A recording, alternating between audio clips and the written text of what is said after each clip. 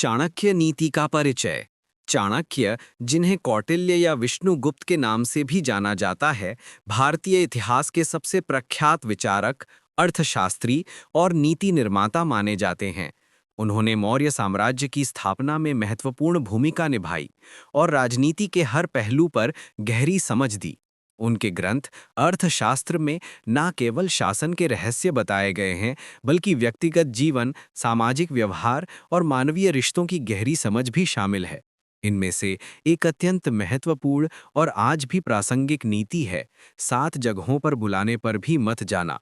ये नीति केवल सतर्कता की सीख नहीं देती, बल्कि ये व्यक्ति को अपने जीवन में आने वाले संभावित संकटों से बचने की भी चेतावनी देती है। चाणक्य ने अपने समय में न केवल युद्ध कौशल, बल्कि सामाजिक और व्यक्तिगत व्यवहार की भी व्यापक समझ विकसित की थी। उनके अनुसार जीवन में कुछ ऐसे स्थान हैं जहां बुलावा आना अपने आप में खतरा है। इन स्थानों पर जाने से बचना चाहिए, ताकि व्यक्ति मानसिक, शारीरिक और सामाजिक रूप से सुरक्षित रह सके। इस कहानी में हम विस्तार से समझेंगे उन 7 स्थानों के बारे में जो चाणक्य नीति में बताए गए हैं, उनके पीछे छुपे गहरे तर्क, ऐतिहासिक उदाहरण और व्यावहारिक उपाय। पहला स्थान, दुश्मन का घर। एक समय की बात है, प्राचीन भारत में एक छोटे से राज्य का शासक था जिसका नाम सम्राट विक्रम था। सम्राट विक्रम ने अपने राज्य को विकास के पथ पर अग्रसर करने की दिशा में कई प्रयास किए थे, लेकिन उसकी प्रजा को लगातार खतरे का सामना करना पड़ता था, क्योंकि पड़ोसी राज्य के एक लालची राजा ने उसके प्रति शत्रुता की भावना पाल रखी थी। एक दिन उस शत्रु राज्य के राजा ने सम्राट विक्रम को एक भव्य आमंत्रण भेजा। आमंत्रण पत्र में लिखा था, प्रिय सम्राट विक्रम, आपकी प्रतिष्ठा सुनकर मैं अत्यंत प्रभावित हूँ। कृपया मेरे राज्य में आकर आपसी सौहार्द स्थापित करें। आपकी उपस्थिति से दोनों राज्यों के संबंध मजबूत होंगे। सम्राट विक्रम ने अपने परामर्शदाताओं से इस बुलावे पर चर्चा की। चाणक्य नीति की याद दिलाते हुए उसके सलाहकार ने बताया, महान सम्राट, ये बुलावा सतर्कता का विषय है। दुश्मन का घर बुलाना किसी भी हालत में शुभ नहीं माना जाता। इससे केवल संकट ही उत्पन्न होगा। सम्राट विक्रम ने ये सीख अपनाई और इस बुलावे को ठुकरा दिया। कुछ ही दिनों बाद शत्रु राजा ने उसके खिलाफ साजिश रची और एक घातक हमला किया। यदि सम्राट विक्रम वहां गया होता तो ये हमला उसके जीवन के लिए घातक साबित हो सकता था। इस उदाहरण से यह सिद्ध होता है कि चाणक्य नीति केवल सिद्धांत नहीं, बल्कि व्यावहारिक अनुभवों पर आधारित एक अमूल्य शिक्षण है। दूसरा स्थान, राजसी सभा। प्राचीन काल में राजा विक्रमादित्य के दरबार की चर्चा हर ओर थी। वहां के दरबारी, विद्वान, योद्धा और मंत्री परस्पर विचार विमर्श करते थे। लेकिन चाणक्य नीति में कहा गया है कि यदि बिना आवश्यक कारण के किसी भी राजसी सभा में बुलाया जाए तो सतर्कता से काम लेना चाहिए। एक दिन एक उच्च अधिकारी ने राजा विक्रमादित्य को एक विशेष सभा में बुलाया। ये सभा बड़ी भव्य थी, जहां सभी प्रमुख दरबारी और सैन्य अधिकारी उपस्थित थे।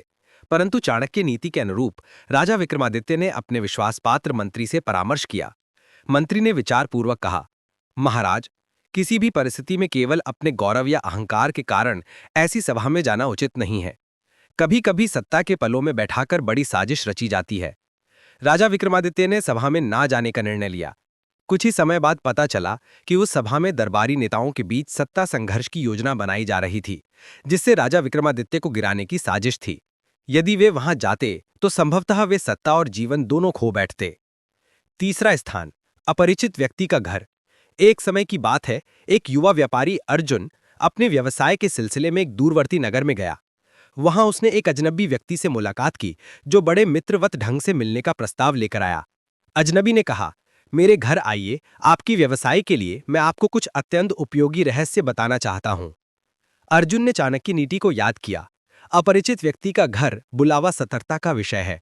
उसने ये प्रस्ताव मना कर दिया। कुछ ही दिनों बाद पता चला कि अजनबी व्यक्ति एक जालसाज था, जो व्यापारियों को फंसाकर उनके व्यवसाय को बर्बाद कर देता था। अर्जुन का सतर्क निर्णय उसकी संपत्ति और प्रतिष्ठा दोनों की रक्षा करने वाला साबित हुआ। तीसरा स्थान, अपरिचित व्यक्ति का घर। एक समय की बात है, एक युवा व्यापारी अर्जुन अपने व्यवसाय के सिलसिले में एक दूरवर्ती नगर में गया। वहां उसने एक अजनबी व्यक्ति से मुलाकात की, जो बड़े मित्रवत ढंग से मिलने का प्रस्ताव लेकर आया। अजनबी ने कहा, मेरे घर आइए, आपके व्यवसाय के लिए मैं आपको कुछ अत्यंत उपयोगी रहस्य बताना चाहता हूं। अर्जुन ने चाणक्य नीति को याद किया। अपरिचित व्यक्ति का घर बुलावा सतर्कता का विषय है। उसने ये प्रस्ताव मना कर दिया। कुछ ही दिनों बाद पता चला कि अजनबी व्यक्ति एक जालसाज था जो व्यापारियों को फंसाकर उनके व्यवसाय को बर्बाद कर देता था। अर्जुन का सतर्क निर्णय उसकी संपत्ति और प्रतिष्ठा दोनों की रक्षा करने वाला साबित हुआ। इस नीति का संदेश स्पष्ट है, कभी भी बिना पूर्ण जानकारी के किसी अनजान के बुलावे को स्वीकार नहीं करना चाहिए। चौथा स्थान, अंधकारमय स्थान। प्राचीन समय की एक प्रसिद्ध कथा है जिसमें एक विद्वान ऋषि थे जिनका नाम महर्षि शांतिनाथ था। वे सत्य, धर्म और न्याय के पथ पर चलते थे। एक दिन एक अज्ञात व्यक्ति ने उन्हें अंधकारमय एक स्थान पर बुलाया।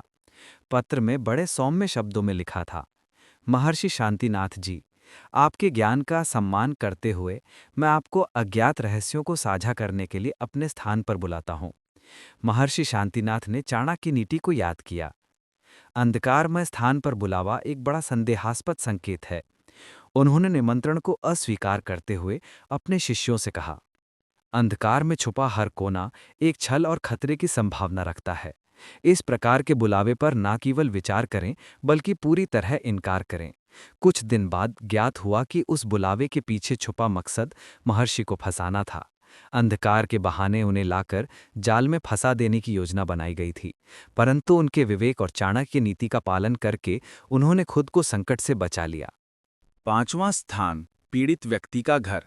समाज में अक्सर हम देखते हैं कि पीड़ित व्यक्ति दूसरों से सहानुभूति की अपील करते हैं, परंतु चाणक्य नीति के अनुसार यह भी सतर्कता का विषय है। एक समय की बात है, एक व्यापारी समर्पित अपने आर्थिक संकट के कारण एक नगर में अज्ञात व्यक्ति के घर बुलाया गया। उस व्यक्ति ने बड़ी सहानुभूति से कहा, आपका संकट मुझे समझ में आया है, कृपया मेरे घर आइए, मैं आपकी सहायता करूंगा। समर्पित ने चाणक्य नीति को याद किया। पीड़ित व्यक्ति का घर बुलावा कभी कभी छल का माध्यम हो सकता है। वह नहीं गया। कुछ ही समय बाद पता चला कि वह व्यक्ति एक चालाक ठग था जो पीड़ितों की सहानुभूति का लाभ उठाकर उन्हें धोखा देता था। यदि समर्पित वहां जाता तो न केवल उसकी पूंजी चली जाती बल्कि उसकी प्रतिष्ठा भी धूमिल हो जाती। चाणक्य नीति हमें सिखाती है कि सहानुभूति दिखाकर बुलावा देने वाले व्यक्ति पर विश्वास नहीं करना चाहिए। सही सहानुभूति तो व्यक्ति के कार्य और चरित्र से समझी जाती है, ना कि केवल शब्दों से। छठा स्थान, अचानक बुलावा। प्राचीन काल में एक महापुरुष था जिसे गुप्त चिंतक कहा जाता था। एक दिन उसे अचानक एक अज्ञात नगर से बुलावा आया। बुलावे में कोई स्पष्ट कारण नहीं था, केवल इतना लिखा था, आपका आगमन आवश्यक है। गुप्त चिंतक ने चाणक्य नीति को ध्यान में रखते हुए कहा, बिना पूर्व सूचना के अचानक बुलावा अत्यंत संदिग्ध होता है। उन्होंने बुलावे को अस्वीकार कर दिया।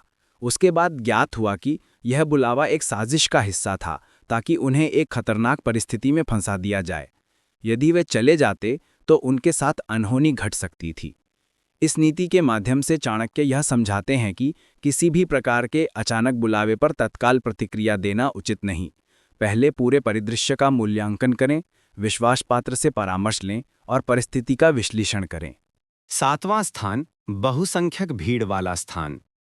बहुसंख्यक भीड़ का स्थान जहां आपका व्यक्तिगत ध्यान नहीं रखा जा सकता, भी चाणक्य नीति के अनुसार एक ऐसा स्थान है जहां बुलावे पर नहीं जाना चाहिए। कथा है एक व्यापारी की जिसका नाम हरिलाल था। एक दिन एक नगर में मेले का आयोजन हुआ। उसी दौरान किसी अज्ञात ने हरिलाल को एक विशेष स्थान पर बुलाया जो भीड़ से भरा हुआ था। बुलावे में ये कहा गया था, यहां पर आपके व्यापार को और अधिक ऊंचाई मिलेगी। हरिलाल ने चाणक्य नीति को याद किया। भीड़ की आड़ में आपका पहचानना मुश्किल होता है और आपका नुकसान होना संभव है। हरिलाल ने बुलावे को अस्वीकार कर दिया। कुछ ही समय बाद ज्ञात हुआ कि ये बुलावा एक जाल था जिसमें व्यापारी को चोरी या छल का शिकार बनाया जाना था। इस नीति से ये संदेश मिलता है कि भीड़ के बीच व्यक्तिगत सुरक्षा का ध्यान रखना अत्यंत आवश्यक है। व्यावसायिक या व्यक्तिगत निर्णय हमेशा विवेक से लेना चाहिए, न कि भीड़ के प्रलोभन में आकर। निष्कर्ष, चाणक्य नीति सतर्कता और विवेक का अमूल्य उपदेश। चाणक्य नीति के अनुसार जीवन में 7 ऐसे स्थान होते हैं जहां बुलावे पर भी नहीं जाना चाहिए। ये नीति केवल परंपरागत ज्ञान नहीं बल्कि समय, अनुभव और सामाजिक व्यवहार पर आधारित गूढ़ सत्य है। 1. दुश्मन का घर।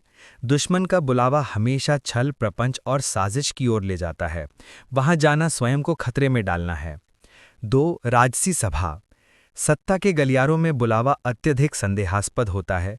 सत्ता संघर्ष, षड्यंत्र और राजनीतिक चालें यहाँ आम होती हैं। 3. अपरिचित व्यक्ति का घर।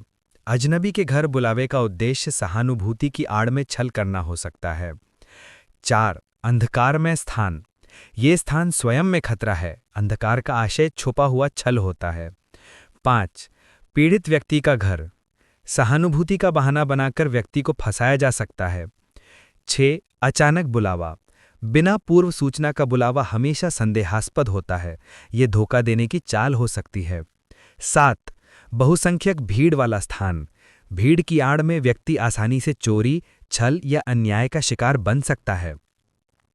चाणक्य नीति हमें सिखाती है कि सतर्कता, विवेक और समझदारी के साथ हर बुलावे का मूल्यांकन करें। हमेशा सोच समझकर निर्णय लें, क्योंकि एक छोटा सा कदम भी आपके जीवन को बदल सकता है। ये नीति केवल एक पुरानी बात नहीं, बल्कि आज के आधुनिक युग में भी उतनी ही प्रासंगिक है। सोशल मीडिया से लेकर व्यक्तिगत संबंधों तक हर प्रकार के बुलावे में सावधानी और विवेक को पालन करना आवश्यक है। अंत में यही कह सकते हैं, विवेक ही सबसे बड़ा धन है। उसे खोकर आप सब कुछ खो सकते हैं। चाणक्य की ये नीति जीवन का सबसे महत्वपूर्ण सूत्र है। सतर्क रहिए, सोचिए और फिर कदम बढ़ाइए।